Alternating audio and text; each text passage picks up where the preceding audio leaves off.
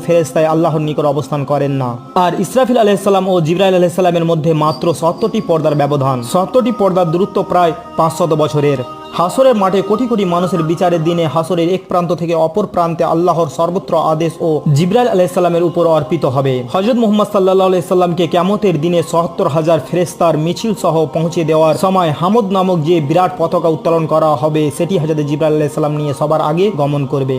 হযরত মুহাম্মদ সাল্লাল্লাহু আলাইহি ওয়াসাল্লাম মেরাজ গমন করছিলেন, তখন জিবরাইল আলাইহিস সালাম তিনাকে সঙ্গে করে নিয়ে গিয়েছিলেন এবং যতক্ষণ পর্যন্ত তিনি সেখানে ছিলেন ততক্ষণ পর্যন্ত তিনার সঙ্গে সঙ্গে সর্বদাই থেকে আসমান জমিন বেহেশত দোজখ এবং এর মধ্যবর্তী সমস্ত কিছু জবাব দিয়ে হযরত মুহাম্মদ সাল্লাল্লাহু আলাইহি সাল্লামকে বুঝিয়ে দিয়েছিলেন। সমস্ত ফেরেশতা ও আম্বিয়া অর্থাৎ নবীদের রূহের সাথে রাসূল পাক সাল্লাল্লাহু আলাইহি সাল্লামের পরিচয় করিয়ে দিয়েছিলেন হযরত জিবরাইল আলাইহিস সালাম। হযরত মুহাম্মদ সাল্লাল্লাহু আলাইহি সাল্লাম নিজে বলেছেন, মেরাজের রজনীতে জিবরাইল আলাইহিস সালাম আমাকে সঙ্গ করে সিদরাতুল মুনতাহা পর্যন্ত গিয়ে বললেন, ইয়া রাসূলুল্লাহ সাল্লাল্লাহু আলাইহি ওয়াসাল্লাম,